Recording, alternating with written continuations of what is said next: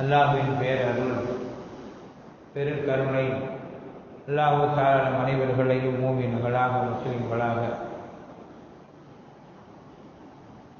உலகத்தில் படைத்து மூமின்களாக முஸ்லிம்களாக வாழ வைத்திருக்கிறான். அல்ஹம்துலில்லாஹ், அல்ஹம்துலில்லாஹ்.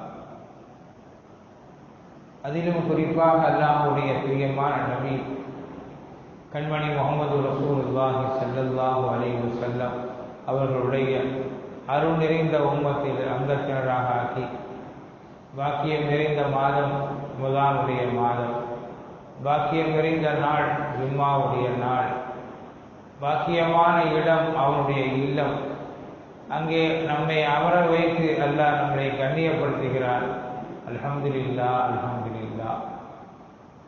அன்பான பிரியார்களே, சகோதரர்களே, அல்லாஹ்வை பயந்து அல்லாஹுவால் அவனது தூதர் ஸல்லல்லாஹு அலைஹி வஸல்லம் அவர்களால் நம்மீது விதிக்கப்பட்ட ஏவல் விலக்கல் அனைத்தையும் ஏக மனதாக எடுத்து நடக்க வேண்டும் என்று என்னையும் உங்களையும் அன்போடு வேண்டிக் கொள்கிறேன். அல்லாஹ் தஆலா வழிவகுப்பானாக. ஆமீன், ஆமீன் யா ரப்பல் ஆலமீன்.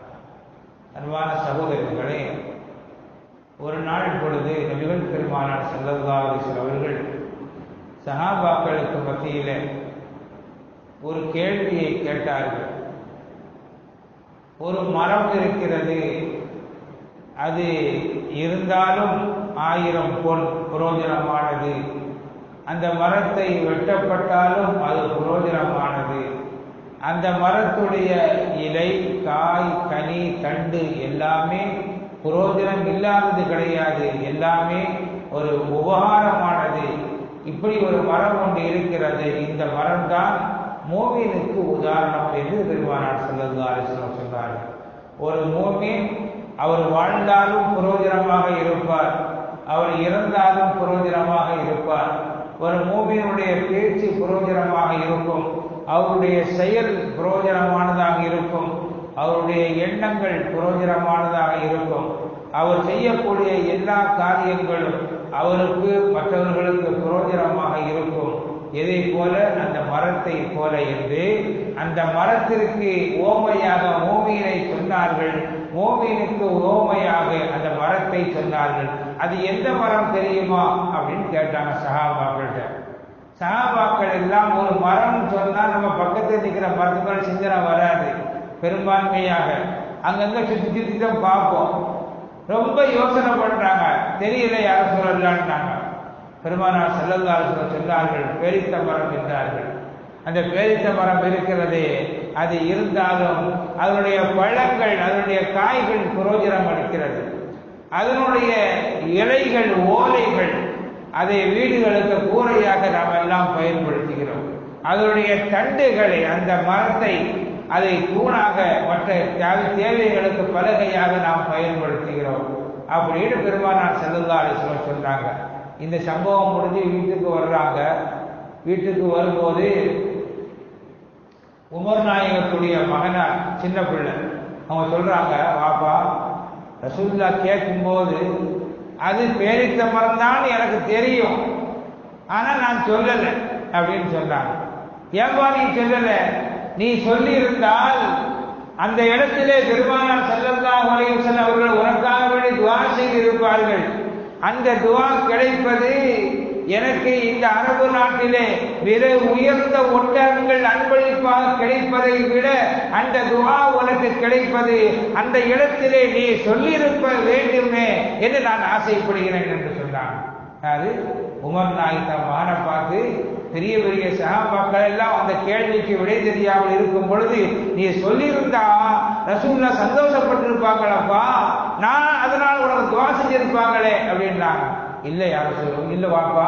அவங்க சொல்றாங்க, பெரிய பெரிய சஹாபாக்கள் எல்லாம் இருக்கிறார்கள், வயதுக்கு மூத்தவர்கள் எல்லாம் இருக்கிறார்கள், அனுபவத்தில் மூத்தவர்கள் எல்லாம் இருக்கிறார்கள், அவர்களுக்கு முன்னால் பேசுவது மரியாதை குறைவான ஒரு செயல், அதனால் நான் பேசாமல் இருந்தேன் என்று இப்னு உமர் ரலியல்லாஹு தஆலா சொல்றாங்க. இது இருக்கட்டும், ஒரு செய்தி. அது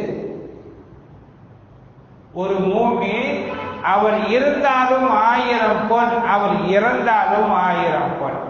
ஒரு மூமினுக்கு அவர் வாழ்ந்தாலும் நன்மை கிடைக்கும், ஒரு மூமின் அவர் இறந்தாலும் நன்மை கிடைக்கும். அப்பேற்பட்ட ஒரு பாக்கியசாலி யார் என்றால் அவர் மூமின் என்பதிலே சந்தேகமே இல்லை. மூமின் என்பதற்கு இதுதான் வித்தியாசமான விளக்கம். உண்மை எதுதான். சஹாபாக்கள்ல சில பேர் பெருமானார் ஸல்லல்லாஹு அலைஹி வஸல்லம் வந்து கேட்கிறாங்க, யா ரசூலல்லாஹ்,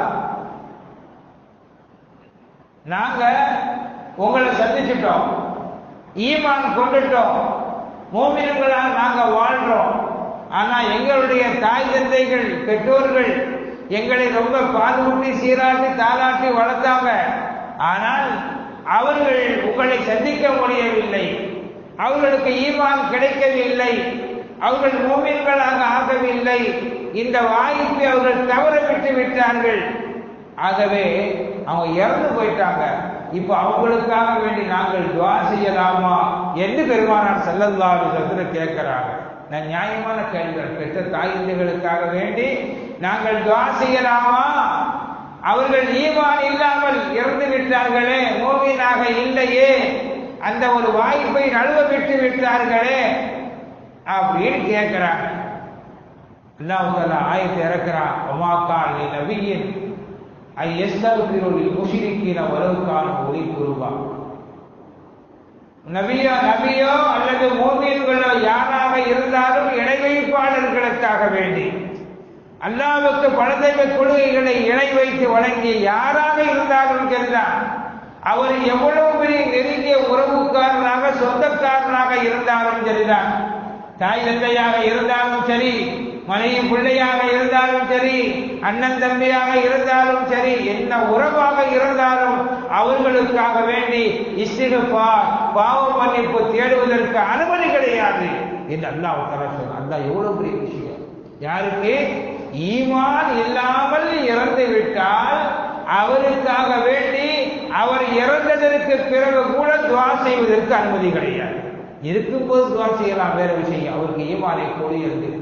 பெருமானார் ஸல்லல்லாஹு அலைஹி வஸல்லம் அதனால அவருடைய சிறிய தந்தை அபூ தாலிப் மரணப்படுக்கையிலே படுத்திருக்கிறார்கள். அவர் காலமெல்லாம் அவர் தௌஹீதையோடு வாழி தௌஹீதாக வாழ்ந்தாரா, காலமெல்லாம் ஈமானோடு இருந்தாரா, அல்லது ஈமான் இல்லாமல் இருந்தாரா? ஈமான் இல்லாமல் இருந்தார் என்பதற்கும் தெளிவான ஆதாரம் இல்லை, ஈமானோடு வாழ்ந்தார் என்பதற்கும் தெளிவான ஆதாரம் இல்லை. ஆனால் அவர் ஈமானை மறைத்து வைத்திருந்தார் என்று வேண்டுமானால் பலர்கள் சொல்லிக் கொண்டிருக்கிறார். ஆனால் அது வெளிப்படையாக வரல. பெருமானார் ஸல்லல்லாஹு அலைஹி வஸல்லம் அவங்க முன்னாடி போய் உட்கார்ந்து சொன்னாங்க, அருமை சிறிய தந்தையே, ஒரே ஒரு தடவை இந்த லா இலாஹ இல்லல்லாஹ்வை நீங்கள் சொல்லி விடுங்கள், முஹம்மது ரசூலுல்லாஹ் என்ற கலிமாவை நீங்கள் ஏற்றி விடுங்கள், உங்களுக்கு நான் பொறுப்பேற்கிறேன். கலிமாவை நீங்க சொல்லலை அப்படின்னு சொன்னா, கலிமாவை நீங்கள் சொல்லவில்லை என்றால் அதற்கு எந்த பொறுப்பும் நான் ஏற்க முடியாது, அதற்கு எந்த பொறுப்பும் நான் ஏற்க முடியாது, யாரையும் குறை சொல்ல முடியாது, யாரையும் நான் பொறுப்பு ஏற்க முடியாது அல்லாஹ்விடத்திலே.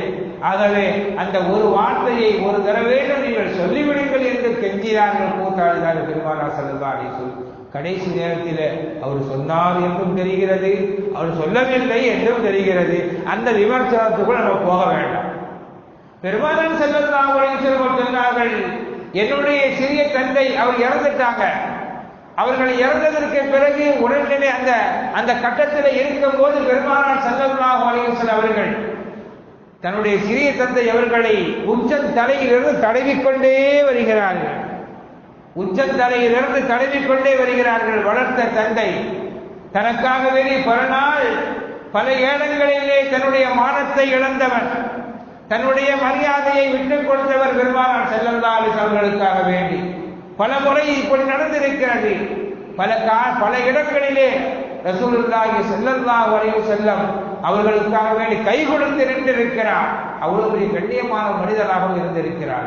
அந்த உபகாரங்களை எல்லாம் மனதில் வைத்துக் கொண்டு பெருமானார் ஸல்லல்லாஹு அலைஹி வஸல்லம் அவர்கள் உச்சந்தலையிலிருந்து கையை வைத்து தடவிக்கொண்டே வருகிறார்கள்.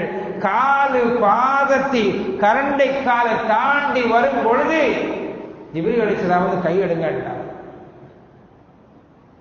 தலையிலிருந்து தடவிக்கிட்டே வர்றாங்க. கரண்டை கால் தாண்டி ஆயிடுச்சு, கால் பாதத்திற்கு வரும்பொழுது கையை எடுங்க, அவர் ஈமான் இல்லாமல் இறந்துட்டாரு அப்படின்னு சொன்னார். அதனால பெருமானார் ஸல்லல்லாஹு அலைஹி வஸல்லம் சொன்னார்கள், நரகத்துடைய வேதனையிலேயே மிக தாழ்ந்த ஒரு லேசான ஒரு வேதனை என்றால் அது என்னுடைய சிறிய தந்தை அபூ தாலிப். என்ன வேதனை அப்படின்னா, நரகத்தினாலான ஒரு செருப்பை கொடுக்கப்படும், நரகத்தினாலான ஒரு செருப்பை அவருக்கு போடப்படும். அந்த செருப்புடைய அந்த நரகத்துடைய வேதனை சூடின் காரணமாக மூளை உருகி ஓடும். லேசான வேதனையாயிரும். பெருமானார் ஸல்லல்லாஹு அலைஹி வஸல்லம். ஆக சகோதரர்களே, அப்ப ஈமானுடைய பவர் என்ன? அந்த ஒரு வார்த்தை, அந்த ஒரு வார்த்தையை சொல்லிவிட்டால் அது எந்தென்றும் பிரயோஜனமாக இருக்கிறது. இதை பார்த்து சில சஹாபாக்கள் கேட்டார்கள், யார் ரசூலல்லாஹ், தாய் தந்தை மேல் அவ்வளவு பெரிய பாசம். அப்போ இன்னைக்கு நமக்கு பாசம் இருக்கோ இல்லையா, அவரவர்களுக்கு தான் வெளிச்சம், யாரும் வெளிப்படையா சொல்ல முடியாது. சில சஹாபாக்கள் கேட்டார்கள், யார் ரசூலல்லாஹ், குர்ஆனிலே வருகிறது, இப்ராஹிம் அலைஹிஸ்ஸலாத்து வஸ்ஸலாம் அவர்கள் தங்களுடைய தாய் தந்தைக்காக துஆ செய்தார்கள் என்று வருகிறது. அவர்களுடைய தந்தையும் ஈமான் இல்லாமல் தானே இறந்தாரு. அதனால நாங்களும் உங்களோட சபையில உட்கார்ந்து ஒரு தடவை நீங்கள் அவள் துஆ செய்து எங்களுடைய பெற்றோர்கள் இறந்துவிட்ட பெற்றோர்களை மன்னிக்கும்படி நீங்கள் துஆ செய்து நாங்கள் ஆமீன் சொல்லிவிட்டால், அல்லது நாங்கள் துஆ செய்து நீங்கள் ஆமீன் சொல்லிவிட்டால், அல்லது நாங்களோ நாமே துஆ செய்து விட்டால் அவர்களுக்கு அது போதுமானதாக இருக்குமே என்று இப்ராஹிம் அலைஹிஸ்ஸலாத்துடைய துஆவை எடுக்கிறார்கள். அதுக்கும் அல்லாஹ் தஆலா சொல்றான், வமாகான இஸ்திக்பார் இப்ராஹிம் அபீஹி இல்லா மௌஇதத்தின் வஅதஹா இய்யாஹு ஃபலம்மா தபய்யன லஹு அன்னஹு அதுவ்வுன் லில்லாஹி தபர்ரஅ மின்ஹு. இப்ராஹிம் அலைஹிஸ்ஸலாம் அவர்கள் துஆ செய்தார்கள் என்பதற்காக வேண்டி நீங்கள் உங்களுடைய மறைந்துவிட்ட முஸ்லிம் அல்லாத முஷ்ரிக்காகிய காபிர் ஆகிய பெற்றோர்களுக்கு துஆ செய்ய வேண்டும் என்று நினைக்காதீர்கள். அவர்கள் துஆ செய்தார்கள் என்றால் ஒரு வாக்குறுதி கொடுத்திருந்தார்கள் தந்தைக்கு, நீங்கள் உங்களுடைய காலத்திற்கு பிறகு நான் உங்களுக்கு துஆ செய்யறேன்னு சொன்னாங்க. அதுக்கு பிறகு எப்பொழுது தன்னுடைய தந்தை அல்லாஹ்வுடைய விரோதி என்பதை விளங்கிக் கொண்டார்களோ, ஈமான் கொள்ளாதவர் அல்லாஹ்வுடைய விரோதிதான் என்று நிரூபணம் ஆகிவிட்டதோ, தபர்ரஅ மின்ஹு, அதிலிருந்து அவர்கள் விட்டுவிட்டார்கள், அதற்கு துஆ செய்யவே இல்லை என்று யார் சொல்றா? அல்லாஹ் குர்ஆன்ல சொல்றான். இப்ராஹிம் அலைஹிஸ்ஸலாம் தந்தைக்காக வேண்டி துஆ செய்தார்கள், ரப்பே என்னை என் குடும்பத்தார்களை பாதுகாத்துக்க, என் பெற்றோர்களை பாதுகாத்துக்க அப்படின்னு துஆ செய்வாங்களாம். ஹதீஸ்ல வருது, புகாரில வரக்கூடிய ஹதீஸ் தான். இப்ராஹிம் அலைஹிஸ்ஸலாம் சொர்க்கத்திலே நிற்பார்கள், தன் தந்தையை பார்க்கணும்னு ஆசைப்படுவாங்களா, தன்னுடைய தந்தையை கண்ணு முன்னால் கொண்டு வரப்படும், நரகத்திலே கொண்டு வரப்படும்.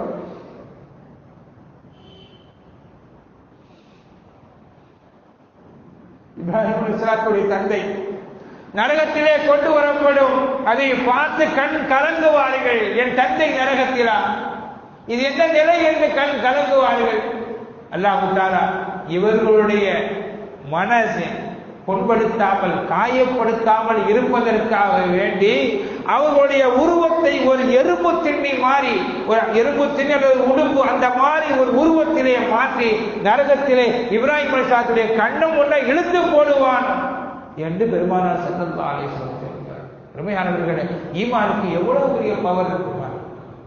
ஈமான் இருந்தாலும் 1000 பொன், செத்தாலும் 1000 பொன், இருந்தாலும் நிறைய நன்மைகளை சம்பாதித்துக் கொண்டே இருக்கலாம். நாம் இறந்து விட்டாலும் சரிதான், நம்முடைய பிள்ளைகள் செய்யக்கூடிய நன்மைகள் யாரோ ஒருவர் செய்தாலும் சரிதான். நம் கொள்கையில கூட சொல்றோம், அஸ்ஸலாமு அலைனா வ அலா இபாதில்லாஹி ஸாலிஹீன் என்று ஓதுறமா இல்லையா? ஒவ்வொரு கடை கோடியில் இருக்கக்கூடிய மூமினும் ஓதுவார், இன்ஷா அல்லாஹ் கடைசி வரை ஓதுவார். அது ஈமான் கொண்ட எல்லாருக்கும் இந்த நன்மை எடுக்கும். நம்முடைய வாப்பா அம்மா இறந்து போயிருக்கலாம், ஈமானோடு இருந்திருக்கிறார்கள், அவர்கள் இறந்து போயிருக்கலாம். அவர்களுக்காகவே நாம் தனியா பாத்தியா ஓதி வைக்காவிட்டாலும் கூட வச்ச மேன்மிச்சமானது.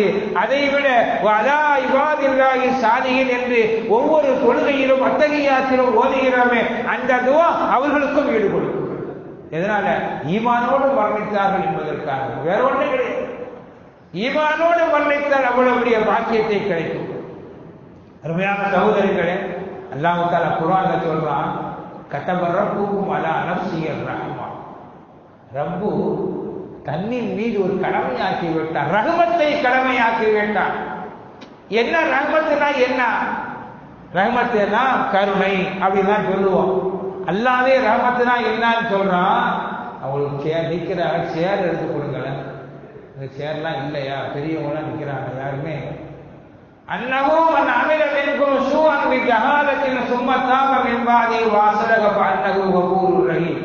ஒருவர் தெரியாமல் ஒரு குற்றத்தை செய்து விட்டார், தெரியாமல் ஒரு குற்றத்தை பாவத்தை செய்து விட்டார். பாவத்தை செய்து அதற்கு பேர் மன்னிப்பு கேட்கிறார். வேணும்னு செய்யல, தெரியாமல் ஒரு குற்றத்தை செய்து ஒரு குற்றத்தை செய்து அதற்காக வேண்டி அல்லாஹ்விடத்திலே மன்னிப்பு கேட்டு தன்னை மாற்றிக் கொண்டால் அவர் அவரை அல்லாஹ் தஆலா மன்னிக்கிறார். இதுதான் ரஹ்மத்து. ரஹ்மத்துக்கு அல்லாஹ் சொல்லக்கூடிய விளக்கம் என்ன? ஒரு பாவத்தை, ஒரு குற்றத்தை, ஒரு செயலை ஒருவர் தெரியாமல் செய்து விட்டார், அறியாமல் செய்து, தெரிஞ்சு வேண்டும்னு செய்யல, தெரியாமல் செய்து விட்டால், தெரியாமல் செய்து அதிலிருந்து திருத்திக் கொண்டார் என்றால் அல்லாஹ் தஆலா அவரை மன்னிக்கிறான். இதுக்கு பேர் தான் ரஹ்மத்து அப்படின்னு அல்லாஹ் குர்ஆன்ல சொல்றான். அவர் தெரிஞ்சே செய்தால் அவர் அழுது அல்லாஹ்விடத்திலே மன்னிப்பு கேட்க வேண்டும். தெரிஞ்சு செய்தால் அவர் அல்லாஹ்விடத்திலே அழுது மன்னிப்பு கேட்க வேண்டும். இது எங்க? இது துன்யாவிலே, உலகத்திலே வாழும் பொழுது, வாழக்கூடிய காலகட்டத்திலே, மரணத்திற்கு முன்னால் இங்கு நாம் அழுக வேண்டும், துஆ செய்ய வேண்டும். இது நம்முடைய உரிமை. அது ஆனா மௌத் ஆயிட்டோம் அப்படின்னு சொன்னா நம்முடைய வாழ்க்கையில ஷிர்கு, குஃபுர் என்று ஒன்று இல்லை என்றால், அல்லாஹ்வுக்கு இணை வைக்குதல் என்ற ஒரு நிலை மாத்திரம் நம்மிடத்தில் இல்லை என்றால், அல்லாஹ்வை மறுத்தோம் என்ற நிலை மாத்திரம் நம்மிடத்தில் இல்லை என்றால் நம்முடைய எல்லா பாவத்தையும் அல்லாஹ் தஆலா மன்னித்து விடுகிறார். நபிகள் பெருமானார் ஸல்லல்லாஹு அலைஹி வஸல்லம் சொன்னார்கள், அல்லாஹ்வுக்கும் சில கடமை இருக்கு, அடிமைகளுக்கும் சில கடமை இருக்கிறான். அல்லாஹ்வுக்கும் சில கடமை இருக்கு, அடியார்களுக்கும் சில கடமை இருக்கிறது. அடியார்களுக்கு என்ன கடமை? அல்லாஹ்வை வணங்க வேண்டும். அல்லாஹ்வுக்கு யாரையும் இணையாக, கூட்டாக, நிகராக, சிறுக்காக வைத்துவிடக்கூடாது. வைக்காமல் அல்லாஹ்வை வணங்குவது அடியார்கள் மேல கடமை என்று பெருமானார் ஸல்லல்லாஹு அலைஹி வஸல்லம் சொன்னார்கள். அல்லாஹ்வுக்கு என்ன கடமை? இப்படி யார் வணங்கினார்களோ, அல்லாஹ்வுக்கு எதையும் இணை வைக்காமல் யார் இருந்தார்களோ அவர்களை வேதனை செய்யாமல் இருப்பது அல்லாஹ்வுடைய கடமை என்று பெருமானார் ஸல்லல்லாஹு அலைஹி வஸல்லம் சொன்னார்கள். கடமை என்றால் நாமெல்லாம் போட்டு தீர்மானம் பண்ணி அல்லாஹ்வுக்கு கடமையை வைக்கல. அல்லாஹ் அவன் மீதே கடமையாக்கி கொண்டான். கதப ரப்புக்கும் அலா நஃப்ஸிஹி ரஹ்மா. ரப்பு அவன் மீது தன்னை கடமையாக்கி கொண்டான். இந்த செய்தியை குர்ஆன்ல 2 இடத்துல வருது. என்ன? ஒண்ணு, கதப ரப்புக்கும் அலா நஃப்ஸிஹி ரஹ்மா அன்னஹு மன் அமில மின்கும் ஸூஅன் பிஜஹாலத்தின் சும்ம தாப மின் பாதி வஸலக ஃபஅன்னஹு கஃபூருர் ரஹீம்.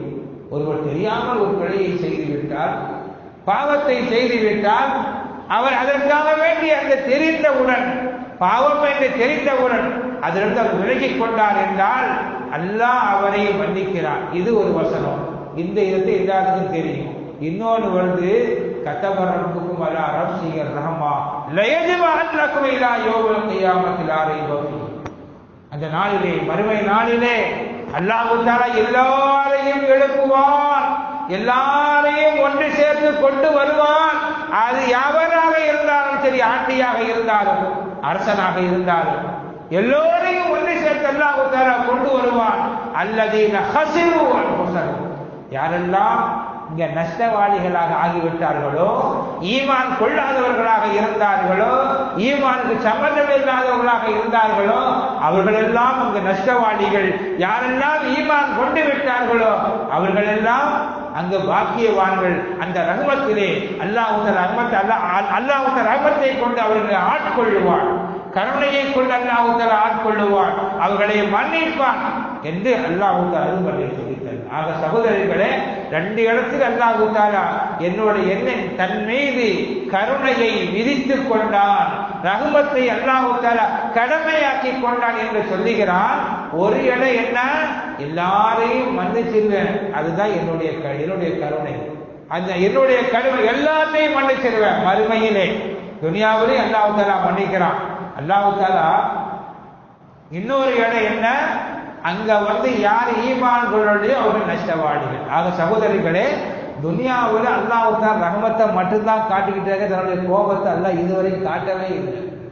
தன்னுடைய கோபத்தை காட்ட ஆரம்பித்து விட்டால் தாங்க மாட்டார்கள். உலகத்திலே ஒரு மனிதனுக்கு அல்லாஹ் நோயை கொடுப்பதும் சரிதான், அதனுடைய ரஹ்மத்துத்தான், அல்லாஹ்வுடைய ரஹ்மத்துத்தான். ஒருத்தர் மரணத்தை கொடுப்பதும் அல்லாஹ்வுடைய ரஹ்மத்துத்தான். இல்ல அது மரணம் எப்படி ரஹ்மத்தா இருக்க முடியும்? இன்னைக்கு வரைக்கும் 6 மணிக்கு உட்கார்ந்துருந்தா நம்மள எங்கேயும் இருக்காரு.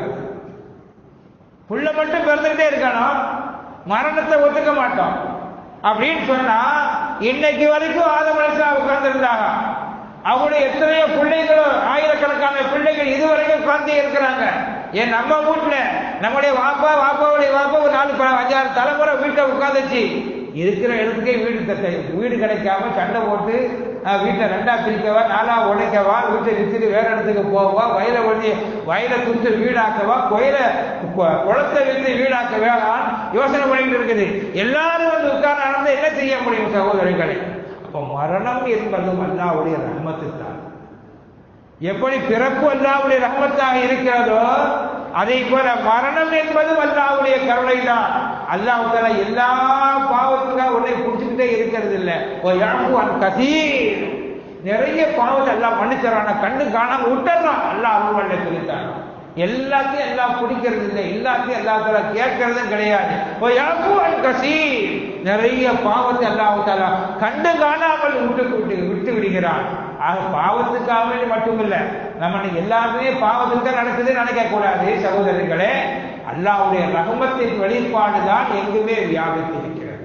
ரஹ்மத்தின் வெளிப்பாடுதான் மரணம், ரஹ்மத்தின் வெளிப்பாடுதான் ஜனனம், அதே ரஹ்மத்தினுடைய வெளிப்பாடுதான் நோய்வாய்ப்படுவது, அதே ரஹ்மத்தினுடைய வெளிப்பாடுதான் நல்ல ஆரோக்கியமாக இருப்பது. அதாவது சூஃபியாக்கள் சொல்லுவார்கள், ரப்பே நாயனே நோய்வாய்ப்படுவதும் கூட உன்னுடைய ரஹ்மத்தின் வெளிப்பாடுதான், வறுமையும் கூட உன்னுடைய ரஹ்மத்தின் வெளிப்பாடுதான், கஷ்டமும் கூட உன்னுடைய ரஹ்மத்தின் வெளிப்பாடுதான்.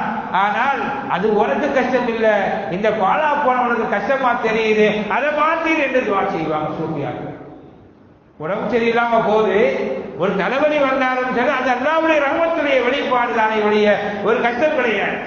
பெரியவர்கள் விளக்கம் தருவார்கள். உலகத்தில் ஆங்காங்க எரிமலை வெடிக்கும்னு சொல்லுவாங்க. எரிமலை எதுக்கு வெடிக்குது? அந்த இடத்துல பூமி ரொம்ப ஹீட்டா போகுது, அதனால மலையிலிருந்து வெடிச்சு வெளியே வருது. அந்த இடத்துல வெடிக்கிறன்னா பூமி ரொம்ப வெப்பமாயிடும், ரொம்ப ஹீட் ஆகி பூமியில எங்கேயும் வாழ முடியாது, புல் போட்டே முளைக்காது. அதனால் அல்லாஹ் தஆலா ஒரு இடத்திலே அந்த பூமியுடைய வெடிப்பை வைத்து அந்த எரிமலையை வெடிக்க வைத்து எரி குழம்புகள் பக்கத்தில் யாரும் போக முடியாது, கல்லில தீ பிடிச்சி எரியும். எப்படி அது கொடுமையாக இருக்கும்? அப்படியே குழம்பு சால்னா மாதிரி ஓடி இருக்கும். அப்படின்னா நம்ம வீடியோ தான் நேரடியாக பார்க்கல. அந்த மாதிரி இடங்கள்ல இந்த மாதிரி வீடு கூட கட்டுறதில்ல, அட்டையில கட்டிக்கிட்டே இருக்கிறாங்க. லேசா புகை வந்துச்சுன்னா தூக்கிட்டு வேற இடத்துக்கு கொண்டு போயிடுறாங்க. இந்த மாதிரி நடக்குது. இதே போல இது ரஹ்மத்து. அங்க ஒரு இடத்துல அந்த எரிமலை குழம்பு வெடித்ததினால் மற்ற இடங்களிலே மக்கள் நாகத்தாக வாழ்கிறார்கள், இல்லைன்னா வாழ முடியாது. அதே போல்தான் உடம்புல ஒரு இடத்துல ஒரு கட்டி வருதுன்னா அது சூடு கட்டி, கோடை கட்டி நம்ம பேர் வச்சிருப்போம். அந்த இடத்துல கட்டி வழியாகி உடம்புல எல்லா சூடும் வெளியே போயிருது, இல்ல உடம்புக்குள்ளா கெட்டு போயிடும். அருமையான சகோதரிகளே, சின்ன ஒரு கஷ்டங்கள் வருவதும் கூட, நோய்கள் வருவதும் கூட, துன்பங்கள் வருவதும் கூட அதுவும் அல்லாஹ்வுடைய ரஹ்மத்து தான். அது அத்தோடு முடித்து விட்டானே என்றுதான் சந்தோஷப்பட வேண்டுமே வெளிய எனக்கு அது வந்துருச்சே என்று சொல்லுவது என்பது அறிவுடைமையான செயல் அல்ல. அல்லாஹ் நம் அனைவர்களையும் இது போன்ற இந்த ரஹ்மத்தான மாதத்திலே, கருணையான மாதத்திலே உண்மையிலே அல்லாஹ்வுடைய ரஹ்மத்தை விளங்கிக் கொள்ளுவர்களாக, பெருசா ஒண்ணு இல்லை, ரஹ்மத்தை விளங்கி